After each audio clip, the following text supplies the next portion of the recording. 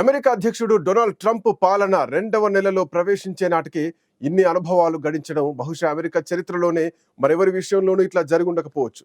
అమెరికన్లతో పాటు వారి మిత్ర దేశాలను మొత్తం ప్రపంచాన్ని ఉక్కిరిబిక్కిరి చేస్తూ సాగుతున్న ఆయన పాలనలో ఎదురవుతున్న ప్రతి ఘటనని చూస్తే అదంతా తేలిక కాదని ట్రంప్కు అర్థమై ఉండాలని అంటున్నారు విశ్లేషకులు. ఆయుధ బలం, ఆర్థిక బలంతో ఏదైనా సాగించవచ్చు అని అనుకున్నట్లు వ్యవహరిస్తున్న అమెరికా అధ్యక్షుడు ట్రంప్కు ప్రస్తుతం ముందు వెనక ఏమీ కనిపించడం లేదు. మేక్ అమెరికా గ్రేట్ అగైన్ అన్న స్లోగన్ మాత్రమే ఆయన కనబడుతోంది. అందుకోసం ఏమైనా చేసేస్తాం అన్న దీక్ష పట్టుదల కనిపిస్తోంది. అధ్యక్షుని ప్రకటనల్ని, చర్యల్ని చూస్తే 2 విధాలుగా కనిపిస్తున్నాయి. ఒకటి అంతర్గతమైనవి, 2 విదేశాంగపరమైనవి. అంతర్గతంగా అన్ని ఇప్పటి వరకైతే తాను కోరుకున్న విధంగా జరిగిపోతున్నాయి. కొన్ని చర్యల వల్ల తమ వ్యవసాయ, పారిశ్రామిక, సర్వీస్ రంగాలపైన, గృహ అవసరాలపైన, సామాజిక సంబంధాలపైన ప్రభావాలు మొదలైనా గాని నిరసనలు అంతగా బయటికి కనిపించేంత స్థాయిలో కనిపించడం లేదు. అసలు అమెరికాలో రిపబ్లికన్లకు ప్రతిపక్షమైనటువంటి డెమోక్రాట్లలో చలనమే లేదు. ట్రంప్కు అడ్డుపడటం అంటూ ఏమైనా జరిగితే అది కోర్టుల స్టే ఉత్తర్వుల వల్లనే జరుగుతోంది.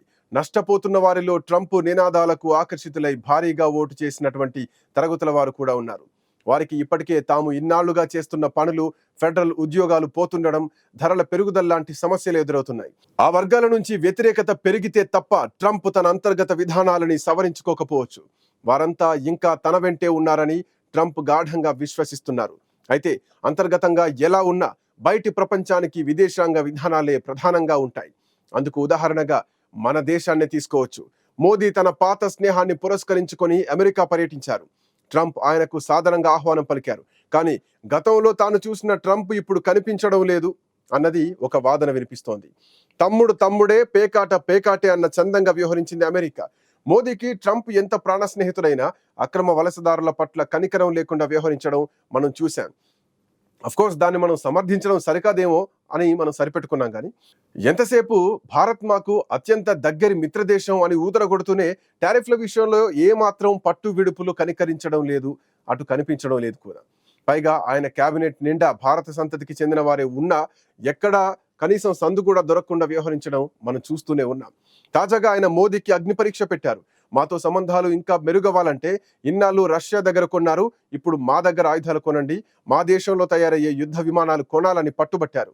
దీన్ని పసిగట్టే మన విదేశీ వ్యవహారాల మాజీ కార్యదర్శి ఒకరు భారత్ ఒక సరికొత్త ప్రపంచానికి అలవాటు పడాల్సినటువంటి అవసరం ఉందని ట్రంప్ను ఉద్దేశించి అంతర్భాగంగా అన్నారు.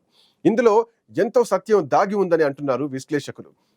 అంటే ఈ కొత్త ప్రపంచం కేవలం ఒప్పందాలు, వ్యాపారాలకు మాత్రమే పరిమితమని, అమెరికాకు మిత్రులు, శత్రువులు ఎవరు ఉండరని కూడా ఆయన అన్నారు.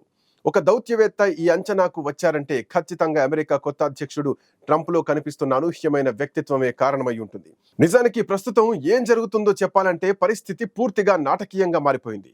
కొత్త సంవత్సరంలో అమెరికా తన లావాదేవీలను వేగంగా మొదలు పెట్టేసింది. ఏకపక్ష ధోరణితో అమెరికా మిత్రులు, శత్రువులు కూడా తమని తాము కాపాడుకునేందుకు బయటకు కనిపించకుండా వెనకే దాక్కుండిపోతున్నారు. లేదంటే వ్యక్తిగతంగా ట్రంప్ కంట పడకుండా ప్రసన్నం చేసుకునే ప్రయత్నం చేస్తున్నారు. మన దేశం పరిస్థితి కూడా అంతేలా కనిపిస్తోంది. ఇవన్నీ ఎందుకు చెప్పాల్సి వస్తోందంటే ట్రంప్ ఇప్పుడు అమెరికన్ కంపెనీ అయినటువంటి లాక్హీడ్ మార్టిన్ తయారు చేసిన F-35 యుద్ధ విమానాలు కొనమని భారత్పై ఓ రకంగా ఒత్తిడి చేస్తున్నారు. భారత్తో ఉన్న సుమారు $3,500 కోట్ల వాణిజ్య లోటును భర్తీ చేసుకునేందుకు ఈ ప్రయత్నం అని స్పష్టంగా తెలిసిపోతోంది. అయితే ఏ అంతర్జాతీయ ఒప్పందం, వ్యాపారమైనా కేవలం అమ్ముతామంటే సరిపోదు, కొంటున్నామని అవతల వారు కూడా చెప్పాలి.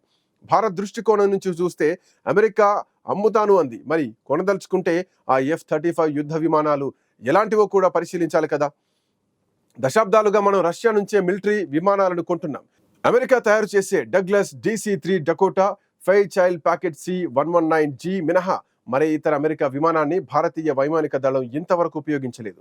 1947 నుంచి చూసినా అమెరికా యుద్ధ విమానం మన వద్ద ఎప్పుడూ లేదు. కాబట్టి ఇప్పటికిప్పుడు F-35లను కొనుగోలు చేయడం అంటే మాటలు కాదు.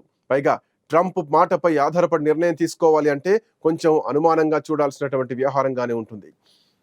అమెరికా భారత్ల మధ్య సంబంధాలు, చరిత్రను పరిగణలోకి తీసుకోవాల్సి ఉంటుంది. నిజానికి భారత్ వంటి అతిపెద్ద దేశంలో వైమానిక దళం ఒక్క రోజులో సిద్ధం కాదు.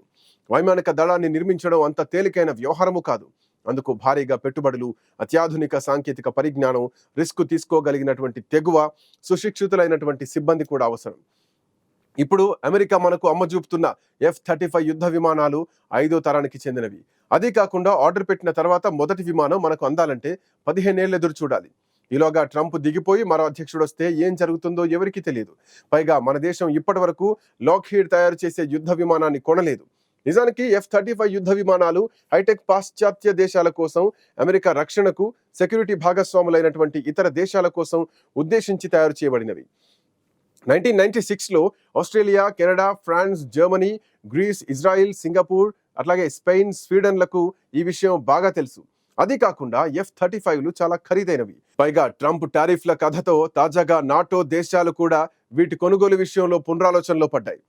ఆ దేశాలు ఒప్పందం కుదుర్చుకున్న సమయానికి ఒక్కో F-35A యుద్ధ విమానం ఖరీదు సుమారు $3.73 కోట్ల. 2017 నాటికి ఇది $9.43 కోట్ల చేరుకుంది. ఇప్పుడు సుమారు $10 కోట్ల పైమాటే. అంటే మన కరెన్సీలో అయితే అది 860 కోట్ల రూపాయల పైమాటే.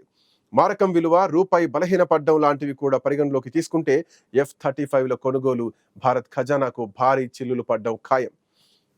ఇంత భారీ ఖర్చు ఖచ్చితంగా రాజకీయంగానూ సంచలనంగా మారుతుంది.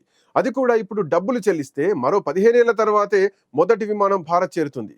దీంతో పాటే F-35 యుద్ధ విమానాలకు సంబంధించి సాంకేతిక పరిజ్ఞానానికి సంబంధించినటువంటి సమస్యలు చాలానే ఉన్నాయని అంటున్నారు ఆ రంగానికి చెందినటువంటి నిపుణులు. అమెరికాలోనూ దీని గురించి అనేక వివాదాలున్నాయి. సమస్యలు ఒకవైపు, ఎప్పటికప్పుడు పెరిగిపోయే ఖర్చులు ఇంకోవైపు. ఈ యుద్ధ విమానాలను భారత్ కొనుగోలుపై సందేహాలు లేవనెత్తున్నాయి. ఆర్థిక అంశాలు, సాంకేతిక పరిజ్ఞాన అంశాలు కాసేపు పక్కన పెడితే యుద్ధ విమానం భద్రత కూడా ఇక్కడ ప్రశ్నార్థకంగానే ఉంది. 2010 అక్టోబర్లో ఇలాంటి ఒక సమస్యను గుర్తించారు. విమానం ఎగురుతుండగానే ఎలాంటి ఆదేశాలు లేకుండానే ఇంజన్ ఆఫ్ అయ్యేందుకు వీలు కల్పించే ఓ సాఫ్ట్వేర్ సమస్య తలెత్తింది. దీంతో అప్పట్లో ఎడ్వర్డ్ ఎయిర్ ఫోర్స్ బేస్లో ఈ విమానాలను కొంతకాలం పాటు నిలిపివేశారు. 15 ఏళ్లు దాటిపోతున్నా ఇప్పటికీ ఈ యుద్ధ విమానం ప్రయాణిస్తుండగా సమస్యలు తలెత్తుతూనే ఉన్నాయి. 2014 జూన్, జూలైలో ఎగ్లిన్ ఎయిర్ ఫోర్స్ స్థావరం వద్ద కొన్నింటిలో ఇంజన్ వైఫల్యాలు చోటు చేసుకున్నాయి. ఈ ఘటన తర్వాత వాటి వాడకాన్ని తాత్కాలికంగా నిలిపివేశారు. మరి మన దేశం ట్రంప్ వద్ద మొహమాటం కొద్దీ అలాంటి విమానాల్ని కొని కొరివితో తలగొక్కునే పరిస్థితి అవసరమా అని విశ్లేషకుల ప్రశ్న.